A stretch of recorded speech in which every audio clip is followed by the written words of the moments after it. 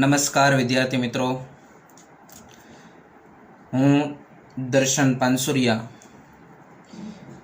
Parth knowledge institute અને સમર્પણ techno school દ્વારા કાર્યરત યુટ્યુબ ચેનલ સમર્પણ ટેકનો સ્કૂલ જેમાં આપ સર્વે વિદ્યાર્થી મિત્રોનું હાર્દિક સ્વાગત કરું છું।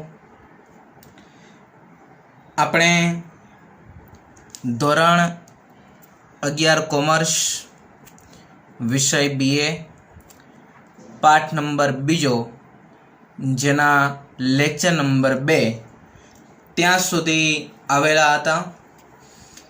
આગળના લેક્ચરની અંદર આપણે ધંધાકીય સેવાઓનો પહેલો ભાગ એટલે કે પાઠ નંબર 2 ની શરૂઆત કરી। એમાં પ્રસ્તાવના અને વીમાનો અર્થ એટલે કે વીમાની વ્યાખ્યા જેના વિશેની સમજ આપણે મેળવેલી હતી। હવે આજના લેક્ચરની અંદર વીમાના કેટલાક સિદ્ધાંતો છે, એ સિદ્ધાંતો વિશેની સમજ આપણે મેળવવાની છે। જેમાં તમને અહીંયા ઉપર આપેલું છે વીમાના સિદ્ધાંતો। આ વીમાના સિદ્ધાંતોની પ્રસ્તાવના છે, જેમાં કીધું છે વીમાના મૂળ સામાજિકતા સાથે સંકળાયેલા છે। સામાજિકતા એટલે સમાજ, લોકો સાથે સંકળાયેલા છે, કેમ કે નુકસાની આર્થિક નુકસાની છે એ મોટા ભાગે લોકોએ ઉઠાવવી પડતી હોય છે। કોણે ઉઠાવવી પડે?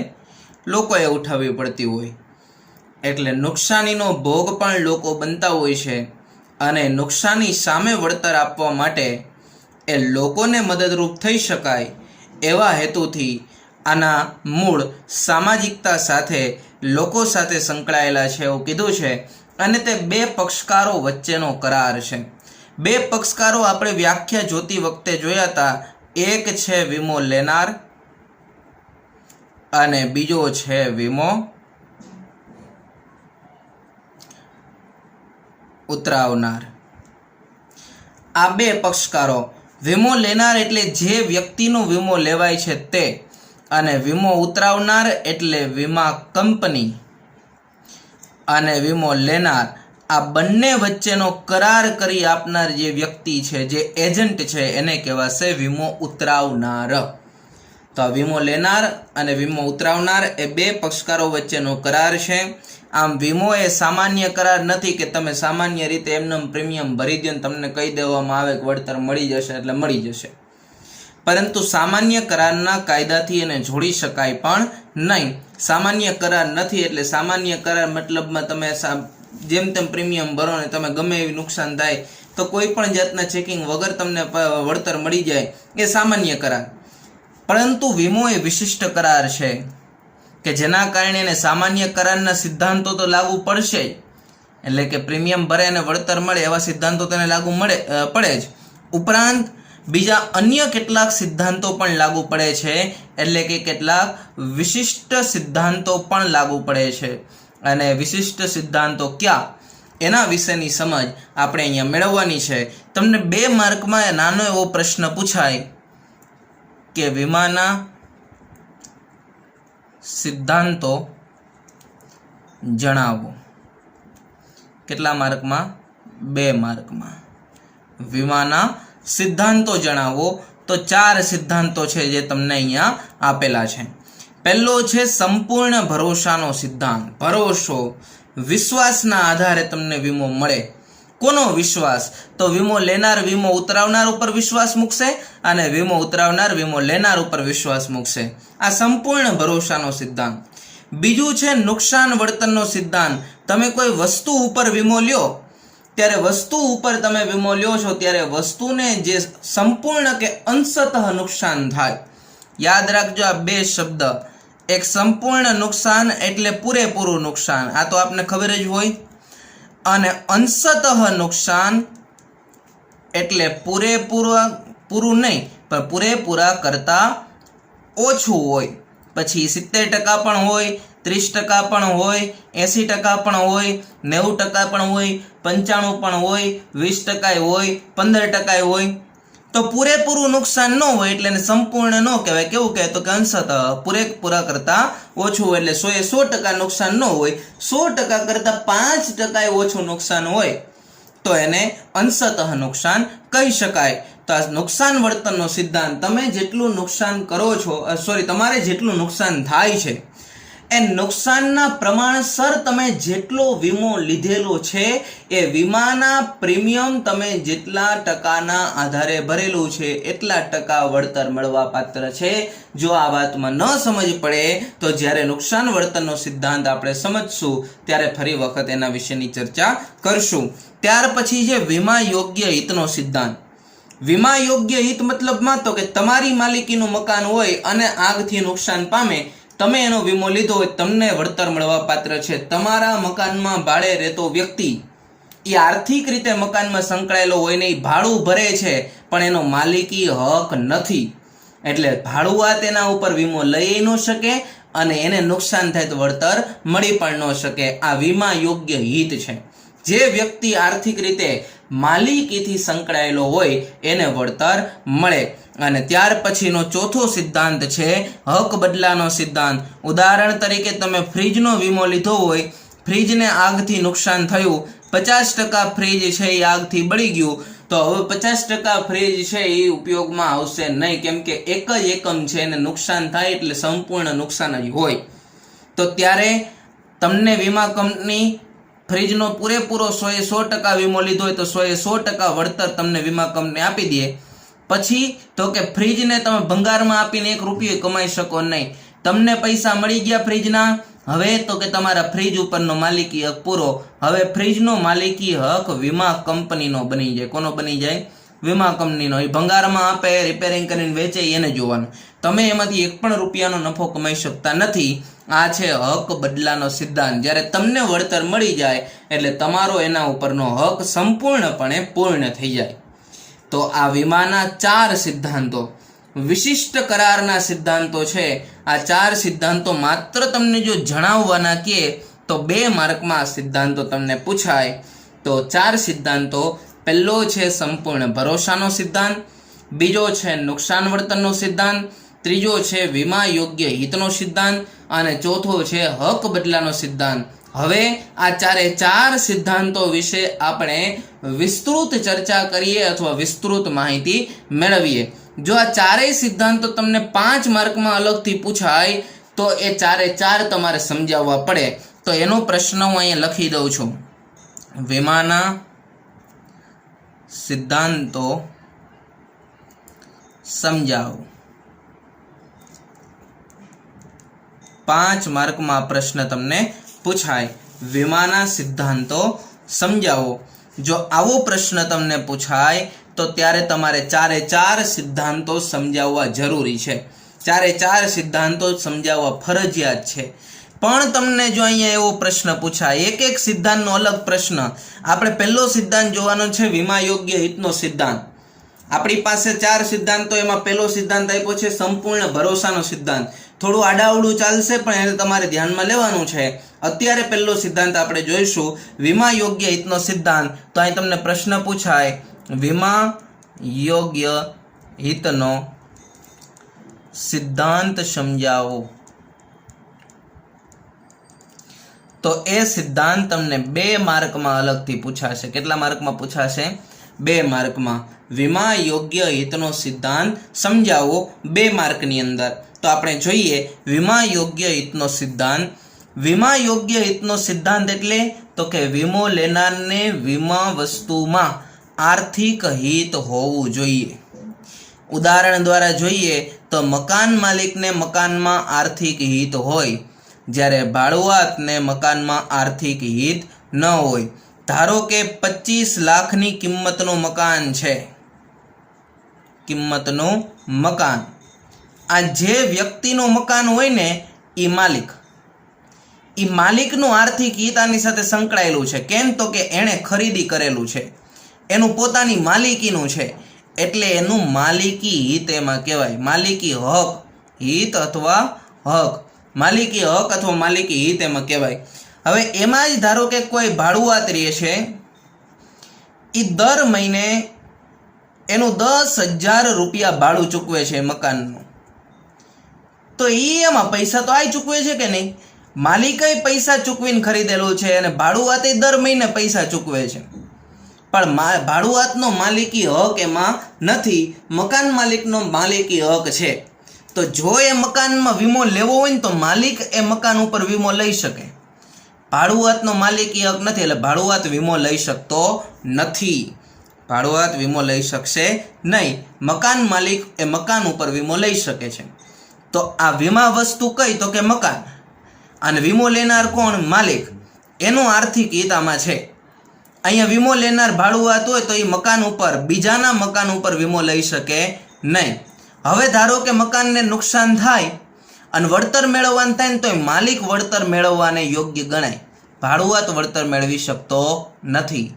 તો જે વસ્તુ, આ મકાન જ નહીં, મકાન સિવાય પણ કોઈ પણ વસ્તુ હોય, એ કોઈ પણ વસ્તુનો વીમો લેવામાં આવે ત્યારે વીમો લેતી વખતે વીમો લેનાર વ્યક્તિનો માલિકી હક એની સાથે જોડાયેલો હોવો જોઈએ, માલિકી હક એની સાથે સંકળાયેલો હોવો જોઈએ. જો માલિકી હકથી સંકળાયેલો હોય તો જ એ વ્યક્તિ વીમો લઈ શકે. એના સિવાયનો કોઈ પણ વ્યક્તિ એનો વપરાશ કરતો હોય એમ છતાં એનો માલિકી હક ન હોવાથી કોઈ પણ પ્રકારનો વધારાનો વીમો એ લઈ શકતો નથી. તો આ વીમા યોગ્ય હિતનો સિદ્ધાંત છે કે જેમાં વીમા યોગ્ય હિતનો સિદ્ધાંત એટલે વીમો લેનારને વીમા વસ્તુમાં આર્થિક હિત હોવું જોઈએ. ઉદાહરણ સાથે જ તમારે 2 માર્કમાં લખવાનું, મકાન માલિકને મકાનમાં આર્થિક હિત હોય, જ્યારે ભાડુઆતને મકાનમાં આર્થિક હિત હોતું નથી. આ સિદ્ધાંત તમને આપણા સિદ્ધાંતોનો જે પાઠ્યપુસ્તકમાં ક્રમ છે એમાં 3જો સિદ્ધાંત આપેલો હશે. તો વીમા વસ્તુના જેને આર્થિક હિત હોય એવો વ્યક્તિ વીમો લઈ શકે.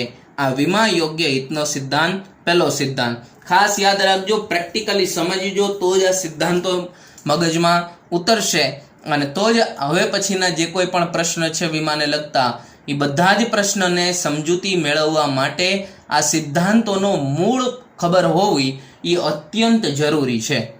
એટલે વીમા યોગ્ય હિતનો સિદ્ધાંત કોને કહેવાય? તો ફરી એકવાર કહી દઉં કે તમારે જે વસ્તુનો વીમો લેવો છે એ વસ્તુની માલિકી તમારી હોવી જોઈએ. વસ્તુની માલિકી તમારી એનો મતલબ એવો થયો કે તમારું એમાં વીમા યોગ્ય હિત છે. જો વસ્તુની માલિકી તમારી ન હોય તો તમે વીમો લઈ પણ નથી શકતા અને નુકસાન થાય તો એનું વળતર પણ મેળવી શકતા નથી. આ પહેલો સિદ્ધાંત વીમા યોગ્ય હિતનો સિદ્ધાંત. ત્યાર પછીનો બીજો સિદ્ધાંત આપણે જોઈએ, સંપૂર્ણ ભરોસાનો સિદ્ધાંત. આ સિદ્ધાંત તમને પાઠ્યપુસ્તકના ક્રમમાં પહેલો આપેલો હશે. તો આ પ્રશ્ન તમને ફરીવાર 2 માર્કમાં પૂછાય, અલગથી પૂછાય તો સંપૂર્ણ ભરોસાનો સિદ્ધાંત સમજાવો. એ પણ 2 માર્કમાં પૂછાય. સંપૂર્ણ ભરોસાનો સિદ્ધાંત સમજાવો, 2 માર્ક. પહેલો સિદ્ધાંત આપણે જોયો વીમા યોગ્ય હિતનો સિદ્ધાંત. આ બીજો સિદ્ધાંત છે સંપૂર્ણ ભરોસાનો સિદ્ધાંત. તો જોઈએ એની અંદર વીમા કરારનો હેતુ એટલે કે કરાર કોને કહેવાય? તો કે 2 પક્ષકારો વચ્ચે લેખિત સ્વરૂપે થતી સમજૂતી, જેને શું કહેવાશે? કરાર. આને સામાન્ય વ્યાખ્યા તરીકે આપણે ધ્યાનમાં લઈએ. કરાર કોને કહેવાશે? તો 2 પક્ષકારો વચ્ચે લેખિત સ્વરૂપે થતી સમજૂતી, જેને કરાર કહેવાય. પછી એ વીમો હોય, દસ્તાવેજ હોય કે કોઈ પણ કાગળ હોય, કોઈ પણ પ્રક્રિયા હોય, જ્યારે 2 જુદા જુદા પક્ષકારો વચ્ચે કોઈ ચોક્કસ મુદ્દાને ધ્યાને લઈ અને લેખિત સ્વરૂપે બંને વ્યક્તિઓ વચ્ચે જ્યારે વાટાઘાટો કે ચર્ચા વિચારણા કે વાતચીતને અંતે લેખિત સ્વરૂપે જ્યારે એકબીજા વચ્ચે લખાણ કરી અને ત્યારબાદ બંને પક્ષકારોની સાઇન લઈ અને સમજૂતી કરવામાં આવશે, એને કહેવાશે કરાર. તો 2 પક્ષકારો વચ્ચેનો લેખિત કરાર છે. એટલે વીમા કરારનો હેતુ નફા મેળવવાનો ક્યારેય હોઈ શકે નહીં. કે ભાઈ આપણે નુકસાન થાય, 2 લાખનું નુકસાન ગયું છે તો આપણે 3 લાખ રૂપિયા લઈ લે તો વીમા કંપનીને ક્યાં ખબર પડવાની? એને ખબર પડી જ જાય, એ આકારણી કરશે, જેટલું નુકસાન થયું હશે એ નુકસાન જોવે, જાણે, અને પછી કેટલું નુકસાન થયું છે એની આકારણી કરીને પછી જ તમને વળતર ચૂકવે, સીધું જ વળતર ચૂકવતી નથી. એટલે મૂળ હેતુ એનો ક્યારેય નફો મેળવવાનો હોય નહીં. એટલે તમે માત્ર ને માત્ર નુકસાનનું વળતર મેળવી શકો, એક પણ રૂપિયાનો વધારાનો નફો મેળવી શકતા નથી. વીમા કરારનો હેતુ કયો છે? વીમા કરારનો હેતુ કયો? તો નુકસાનનું આર્થિક વળતર મેળવવાનો હોય. આ 1 માર્કનો પ્રશ્ન છે, લખી દો. વીમા કરારનો મુખ્ય હેતુ કયો છે? 1 માર્ક. વીમા કરારનો મુખ્ય હેતુ કયો છે? 1 માર્ક. તો વીમા કરારનો મુખ્ય હેતુ તમને જે નુકસાન થાય છે એ નુકસાનથી તમને આર્થિક રીતે નુકસાન થાય, નાણાકીય રીતે નુકસાન થાય, એ નુકસાનનું વળતર મેળવવું એ વીમા કરારનો મૂળ હેતુ કે મુખ્ય હેતુ છે. તો વીમા કરારનો મુખ્ય હેતુ કયો? તો નુકસાનનું આર્થિક વળતર મેળવવાનું. વીમાનો મૂળભૂત અભિગમ સામાજિક છે. સમાજને થતા આર્થિક નુકસાનથી બચાવવાનો અભિગમ કે વિચારધારા જોવા મળે. આથી વીમા કરારના પક્ષકારોએ પરસ્પર એકબીજા ઉપર સંપૂર્ણ ભરોસો મૂકવાનો છે. પરસ્પર એટલે વીમો લેનારે વીમો ઉતરાવનાર ઉપર અને વીમો ઉતરાવનારે વીમો લેનાર ઉપર. આમ બંને પક્ષકારોએ એકબીજા ઉપર સંપૂર્ણ ભરોસો મૂકવાનો છે, સંપૂર્ણ વિશ્વાસ મૂકવાનો છે, અને વિશ્વાસના આધારે જ એમણે આ વીમો ઉતારવાનો થશે. એટલે વીમાનો મૂળભૂત અભિગમ સામાજિક છે, સમાજ સાથે સંકળાયેલો છે, લોકો સાથે સંકળાયેલો છે. અને સમાજ સાથે સંકળાયેલો શા માટે? તો કે લોકોને જે આર્થિક રીતે નુકસાન થાય છે એ આર્થિક નુકસાનથી બચાવવા માટે થઈ અને આપણે વીમો લેતા હોઈએ છીએ. આથી વીમાના બંને પક્ષકારો એટલે કે વીમો લેનાર અને વીમો ઉતરાવનાર, આ બંને પક્ષકારોએ એકબીજા ઉપર એટલે કે પરસ્પર સંપૂર્ણ ભરોસો મૂકવાનો છે. આ સિદ્ધાંત સંપૂર્ણ ભરોસાનો સિદ્ધાંત છે. આગળ કીધું કરાર કરતી વખતે.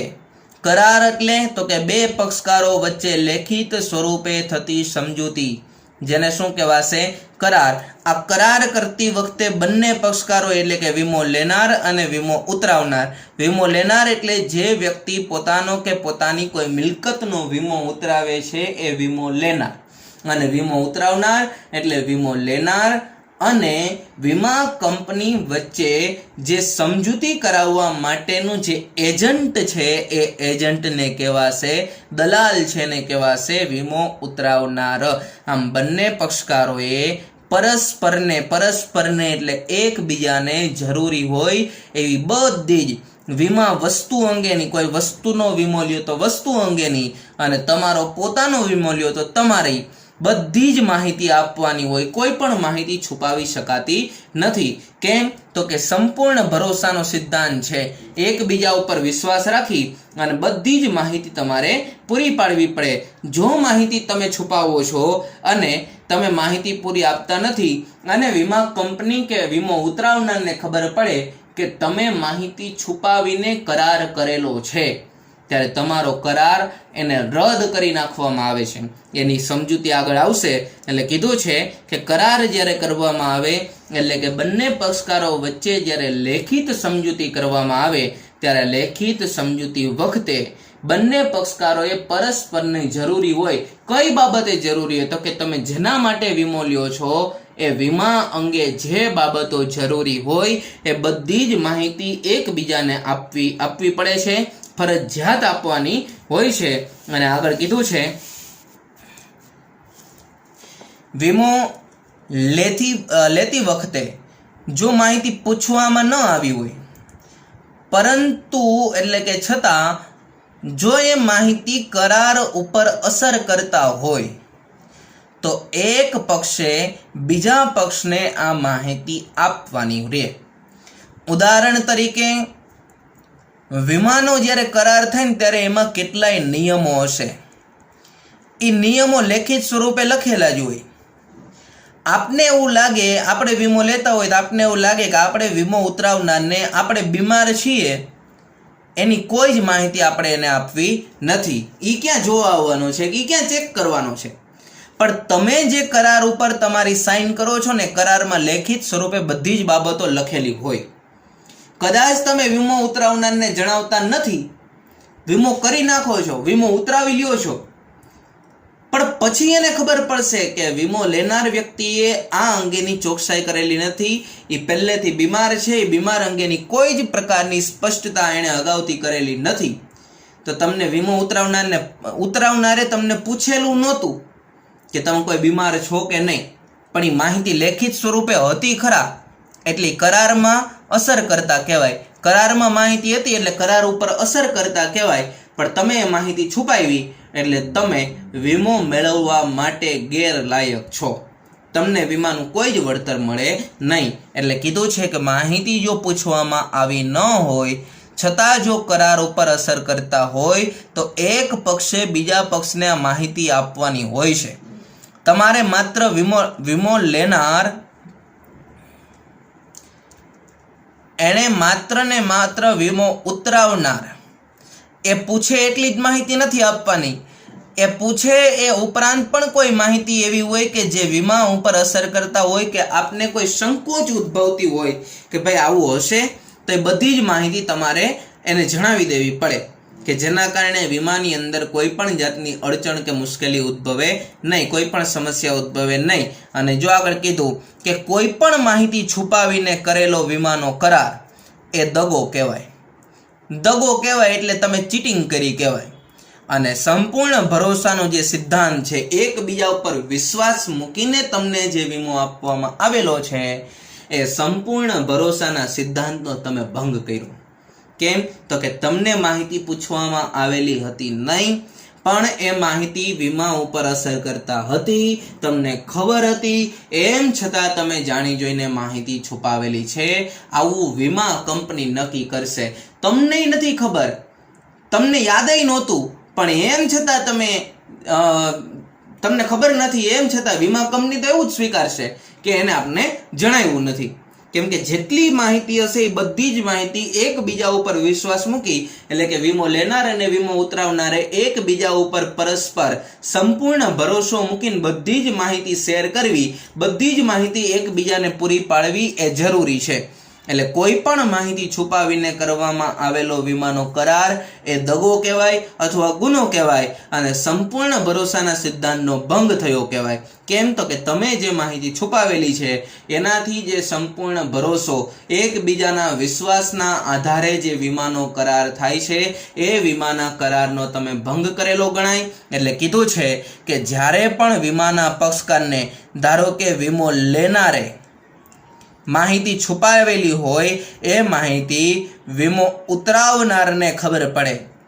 વીમો લેનારે કોઈ માહિતી છુપાવેલી છે એ વીમો ઉતરાવનારને માહિતીની ખબર પડે ત્યારે વીમાના પક્ષકારને ખબર પડે કે સંપૂર્ણ ભરોસાના સિદ્ધાંતનો ભંગ થયો છે, ત્યારે વીમા કરારને રદ સમજવામાં આવે છે. એકબીજા ઉપરનો વિશ્વાસ તૂટે એટલે તમે કરેલો વીમાનો સંપૂર્ણ કરાર એ રદ થઈ જાય અને વીમો લેનારને એમણે જે પ્રીમિયમ ભર્યું છે, પ્રીમિયમ કોને કહેવાય? તો દર વર્ષે 3000, ધારો કે તમે ઉદાહરણ આપણે જોઈએ,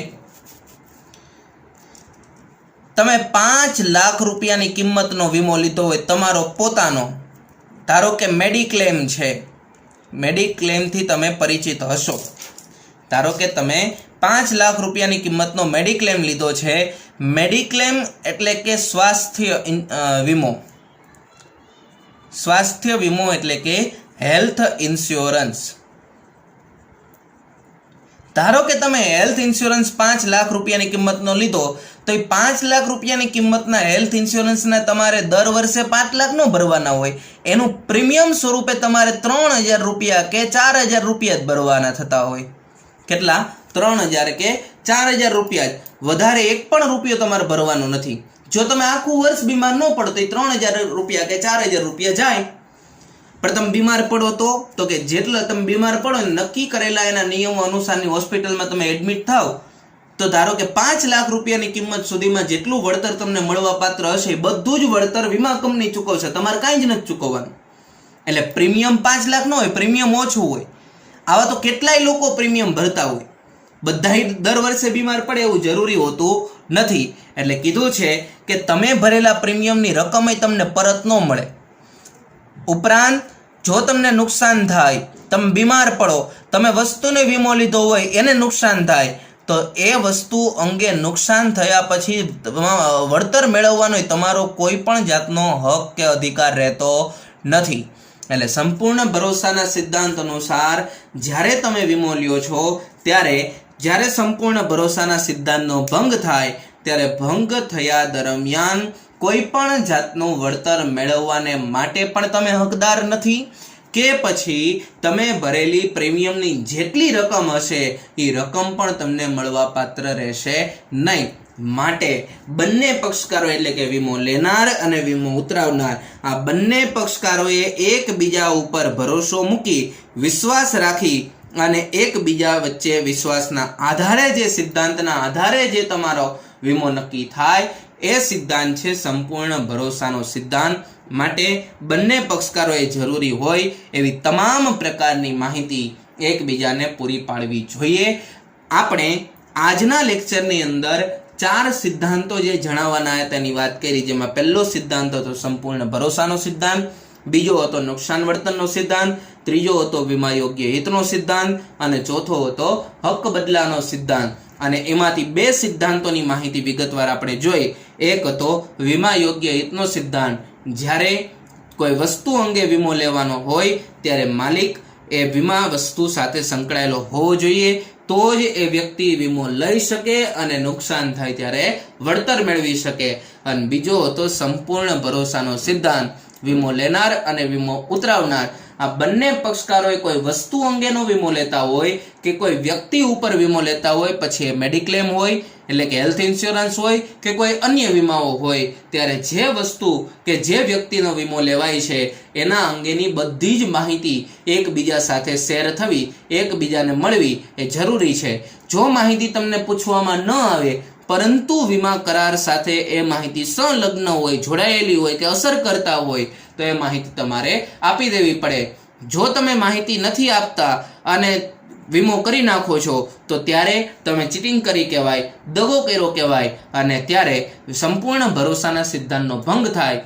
અને જ્યારે વીમાના સામેવાળા પક્ષકારને એટલે કે વીમો ઉતરાવનારને કે વીમા કંપનીને ખબર પડે ત્યારે વીમા સિદ્ધાંતનો ભંગ થાય છે અને આ કરારને તમને જણાવ્યા વિના જ રદ સમજવામાં આવે છે, રદ કરી દેવામાં આવે છે અને વીમો લેનારને એમણે ભરેલા પ્રીમિયમની રકમ પણ પરત મળતી નથી, એટલે કે મળવા પાત્ર નથી. અને જો હવે નુકસાન થાય તો એ નુકસાનની રકમ પણ પરત મળવા પાત્ર રહેતી નથી, એટલે વળતર મેળવવાનો પણ હક રહેતો નથી. માટે વીમો ઉતરાવનાર અને વીમો લેનાર આ બંનેએ સંપૂર્ણ પરસ્પર ભરોસો મૂકી અને બધી જ માહિતીનું આદાન પ્રદાન કરવું એ જરૂરી છે.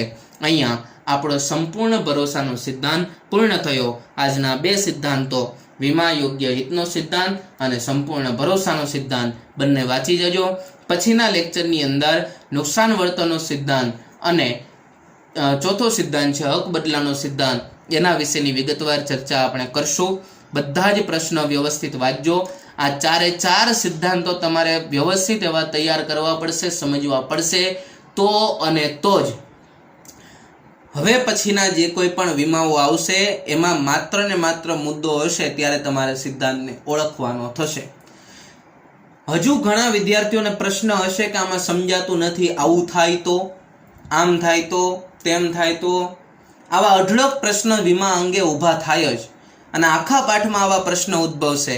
આવા દરેક પ્રશ્નની નોંધ તમે ચોપડાની અંદર કરજો, લખજો અને જ્યારે આપણે વાસ્તવિક શિક્ષણ શરૂ થાય એટલે કે ક્લાસની અંદર આમને સામને જ્યારે મળીએ ત્યારે આ દરેક પ્રશ્નનું નિરાકરણ બોર્ડ ઉપર વ્યવસ્થિત રીતે સમજાવીને આપણે કરશું.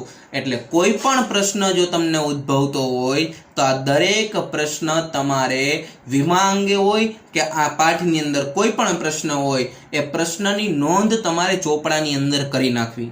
જ્યારે આપણે ક્લાસની અંદર મળશું ત્યારે પહેલાં આપણે આના અંગેનું નિરાકરણ કરશું, સોલ્યુશન લાવશું. હું તમને ખાતરી આપું છું. એટલે આ અંગે પહેલાં જ તમે છે એ બધી જ બાબતોની વિગતવાર નોંધ કરજો.